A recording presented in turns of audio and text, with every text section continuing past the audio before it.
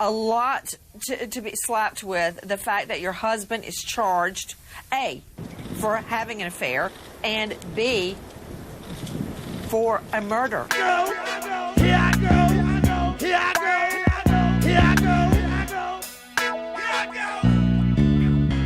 Welcome back, Natty Boos. Yes, I hope y'all enjoyed my first video. You're probably wondering, now why are you in the car? Well, I don't know if y'all seen this quote, but it said like being in your car is like therapeutic, or something was saying. And for me, it really is. Like, it's where I get a peace and quiet. It's where I talk to God, where I talk to my grandmother who's in heaven. It's just where like I could just collect my thoughts. And I really felt like this would be a great place to do this video because one, my mama ain't gonna be in the background, and two, this is just like my comfort zone. So I was like, you know what, I'm just gonna do this video here, and the next video y'all gonna get to glamorous me, okay? Because I don't want y'all to think like, baby, she's just so chill these last two videos.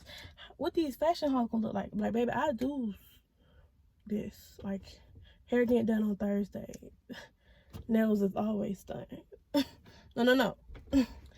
So let's get into this video. By this title, by a little warning sign at the beginning of the video, you already know it's gonna be one of the hardest story times that I would ever have to do. But God came to me the night before Mother's Day, and he was just like, Nat, you have to use your YouTube to basically tell your cousin's story, because there's been a lot of negative comments on these different social media sites. There's been a lot of negative blogs that people have made about my cousin, and that's just not who she was. I don't want what happened to her and who was involved to, you know, just deter my cousin's character. And I also felt like this video can also bring awareness to women and just about, you know, dating and knowing, you know, the person that you're with. You know, don't get too involved, because my cousin loved love. Like, she was a hopeless romantic. She always saw the good in people. And I tell people all the time, I really felt like her love and love killed her. Because she just wanted the whole fairy tale, you know, white picket fence, kids, husband, all of that. Like, that's mostly out of, you know, teaching and, you know, family and things like that. That's mostly what she talked about, was being married and having her happily ever after. And yeah, and so I just wanted to do this video because God put this assignment on my heart, and I was just like, I gotta, you know, I can't go against God. And also, like, my family don't even know I'm doing this right now. So once they click the link, will be the first time they even see what this story time is about. I didn't even tell nobody on Instagram for real. I just put the warning sign so they know this is something big. So I'm gonna give y'all the background of the story so that y'all can understand like how we met and just everything like that. So my cousin's mom, I think it's my grandmother's cousin, or my grandmother might be her aunt. I don't really know, but I just know that we're family. We're cousins. Like, we were both at our family reunion. That's where I met her for the first time. I think I was 13 or 14 years old. And you know, when you go to a family reunion, you either gonna mesh with your cousin or you're gonna see them at the next one. And with me and her, we like mesh. Like, we were like this. Like, me and her and my mom were just like three musketeers. Like, we were really like having a good time. And she's also a twin too, and her twin was cool too, but it was just something about Lintel. Like, we just became really close, and it got to the point like she was like planning the trip to come to Atlanta, like I think the next month, and excuse me, and she just came for a week, and we went to the car and bike show. We went to Cascade. We went to Tiny's Nail Bar, where we met one of the girls from Escape. I think she was like the replacement or something. And then we gave her a tour around the city, because she also was thinking about moving to Georgia or Alabama. And then she was like, can we see some celebrities? Like, can we see the restaurant? I'm like, girl, we don't know where they live. Like, we just know the area. We don't got their address. Like, we ain't stalking people. But like, she had a good time. And she also put me on honey mustard sauce with a salad dressing, you know. And she also left a bunch of stuff, which made her death hard for me, but it also made me feel close because I have things in my house that reminds me of her. And, you know, I still feel like she's still with me, basically. So we're going to get right into the story. So June 10th, 2016, my aunt, my mom's sister, FaceTimed me, and she was like, our cousin is on the news. And I was like, what? Because I was at home.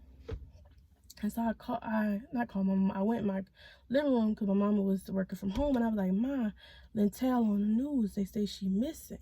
So me, my aunt, and my mom watched the news clip like we was in New Orleans, because it wasn't worldwide yet until like the next week.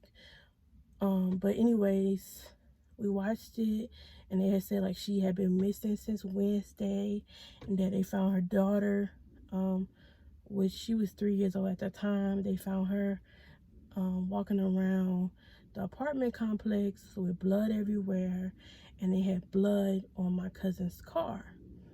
And I was like, what? And so like you could see the people on the video like looking for her. Like they was in like this large land. They was by a lake, because my cousin also had told the police that Mr. Robbie, and I'm gonna put allegedly right here because I don't want no lawsuit or nothing, but I'm just gonna tell y'all what I know, my story. She said that Mr. Robbie had brought her mom to a lake or whatever, and she heard a bang, and her mom went like this. Now, like the news report, they say like, you know, that he didn't, you know, push her body in the lake or anything. They say like they think that he brought her body back into the car and then drove off and just dropped her body in some land or whatever. But we don't really know exactly what happened with that part. We just know that, like, you know, they checked the phone towers and they both was there at the same time on Wednesday. So we was watching the news, and I was like, Ma, like, once we hung up and everything, I was like, do we have to like prepare for her to be dead? Like, what do we have to do? And she was like, yeah. I was like, should we go out there? Because this was in Baton Rouge. Like, we live in Atlanta, of course. So I was like, oh my gosh, like, what do I do? And this was like the first person that was really close to me that I lost. And as the days went on, the story grew. He went to jail for kidnapping and child endangerment. And then you started to hear like, okay, he was assistant principal at the school that my cousin worked at, and my cousin found out that he was married, and he threatened to, well, not he, she threatened to tell his wife, and he just went crazy. Then like people were saying like and then I'm gonna say allegedly, because this is all what I've been hearing, was like that the wife had something to do with it, and just a lot of stuff. And then you got to deal with the negative comments from the people on social media. They was just going crazy. I mean, they was calling my cousin a hoe, and they was saying like she deserved to die. That's what you get for committing adultery. Like, I know my cousin, like, she wouldn't just like she wouldn't just pick no married man. Like, she loved love, but she wasn't trying to like ruin nobody's marriage, because she wanted a marriage of her own, you know. And then what I feel like, because my cousin don't take no shit, I feel like she was like for real gonna tell, and he got scared because she just be about it. Like, when she don't play, she just don't play. And that's why I be telling people, like, he had to kill her, because she was gonna raise hell between that man and his wife, because she wanted to make sure that her child was being taken care of, because she was also 7 months pregnant. And her first child that she had by this man, sorry y'all, it's just like, I don't know if like my car was like by an ant pile or something, but I'm just like a little ant, like just crawling. But and sorry if this video is really long, but like he just had to kill her, because she didn't play, because her first child's father wasn't really in her daughter's life, so she wanted to make sure that this child father was gonna be in her child's life. And I know that probably would have been hard, because he did have an affair and he was married, but you still gotta handle your business. So anyways, a few days went by, they looking some more, and I'm like getting scared, because I'm all on Facebook, Instagram, whatever news. I'm just watching everybody Facebook Live, all these little different news reporters, trying to figure out what's going on. Like, I'm asking my mama, do we have to go this weekend? Like, what's going on?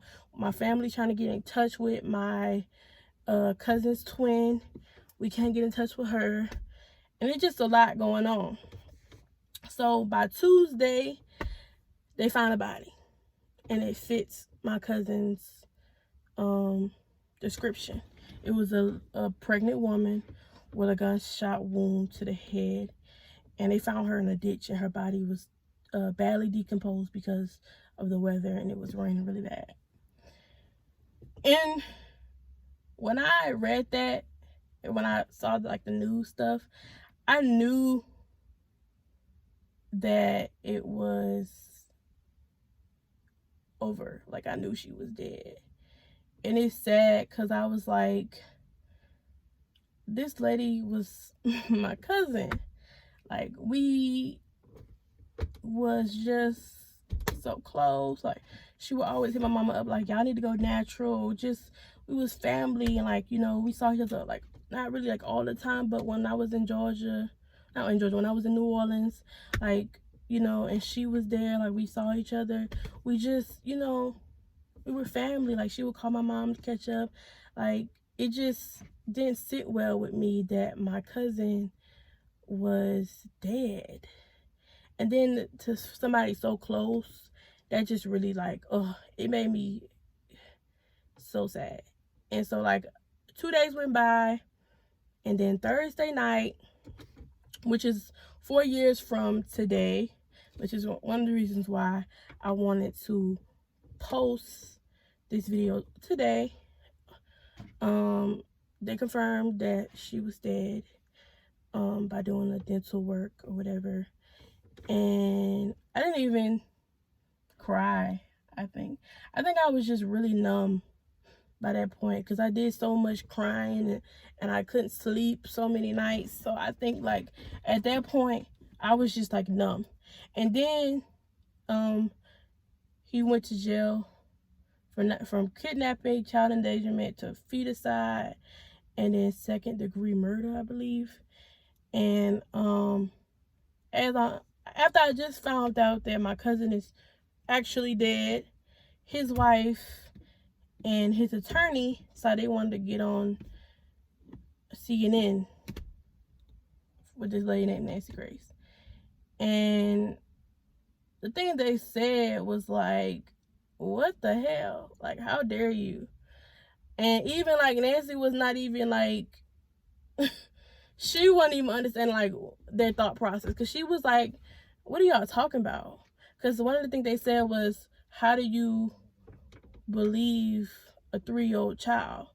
But that 3-year-old child was able to give a vivid description and tell them exactly where she was by, you know, not just, you know, the cell towers, but just, you know, be able to say, like, yeah, we was by a lake, whatever. And then, you know, her body wasn't that far from the lake. It was in a ditch in some land not too far from the lake. So I'm like, what are you talking about? Like, And just some of the things they were saying, like, it just didn't sit well with me. So now I'm angry. And then I'm on Instagram and people are saying all this crazy stuff about my cousin. They making blog posts. So now I'm angrier. And so, like, my mom is trying to get us, you know, to be a part of the funeral or whatever, because my cousin had a private funeral because it was so public what happened. And we couldn't get on the list in time for the funeral. So I really never got closure. And then it was like, this was like the first person that was close to me that died. And it was like the way she died that really like stuck with me. Like, you killed my cousin. Like, you purposely brought her there.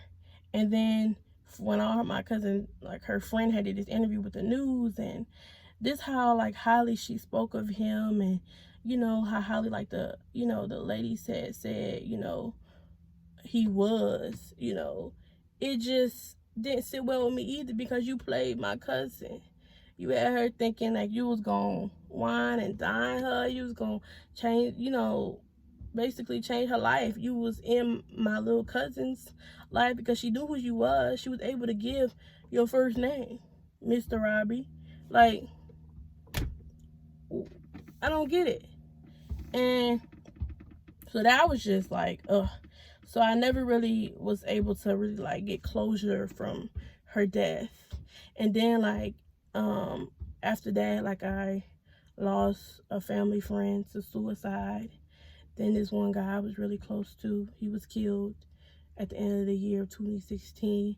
So like, I really was beat down with death. And then I just was like, man, I wish I would have saw her, you know, man, more. You know, it was just a lot of different emotions.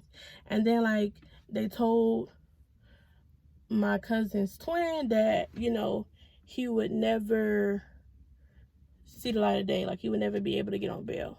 This man got off on bail. And it's 2020. This happened in 2016.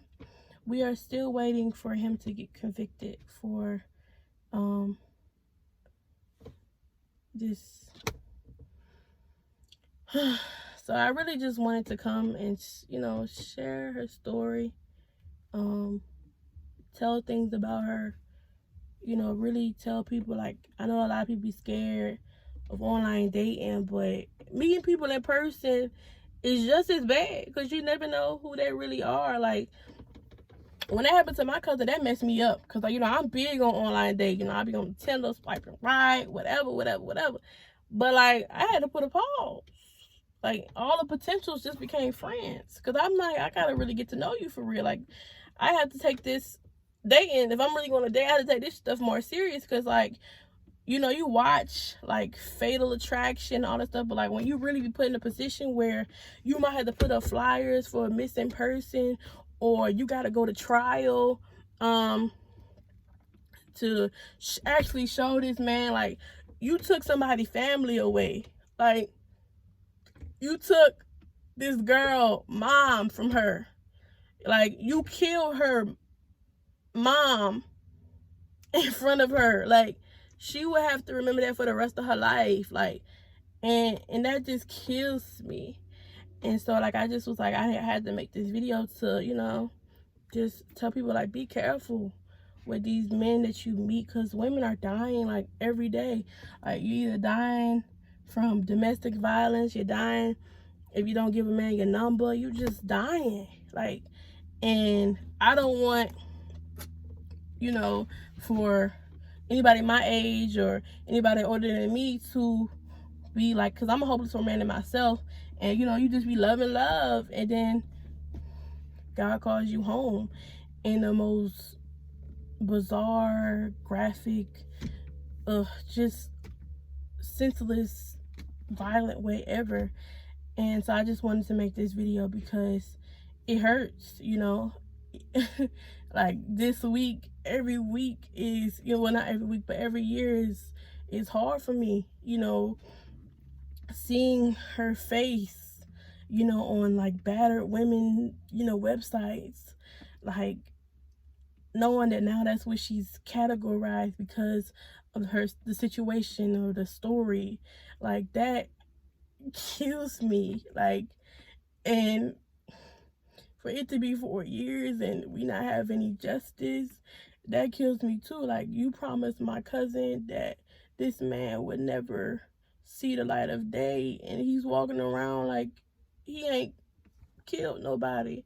Well, allegedly, and so that hurts, or seeing people just dog my cousin, like that broke me, because I'm like, y'all don't know, this woman loved so hard. Like, she was so for family. She was just amazing. She cared about people. She cared about the kids. She taught at like a juvenile system, and like she really wanted people to succeed. And like, she was even a teacher of the year at her school, and for people to just dog her and just tarnish her name, I was just like, that just didn't sit well with me. I had to really like get on a social media break, because it was like, it's one thing for your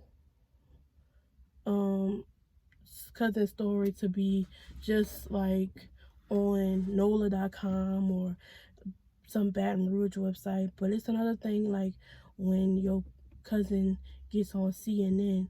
Like, I couldn't get away from what was going on with my cousin. Like, everybody was talking about it. People that it wasn't even in New Orleans or Louisiana was talking about it. Like, it became the talk of the summer, like for 2016. Like, people were just non-stop going and making speculations, conspiracy theory, just everything. And it's just like, chill. Like, people really trying to grieve. So it really took me a while to really like grieve her death, because it's like I couldn't get away from it. And then I talk about her having her stuff here. Like, it got to a point where I didn't want to be at home, because it's like I'm seeing things that she left, and my mama still uses them. So like, you got covers and stuff that she falling asleep on. I'm like, oh, that was lentils. And oh, I didn't even realize that. I'm like, oh, that shit, that was lentils. Like, it was just bad. Like, it got to a point where like every time this week or last week, it just would be too hard for me.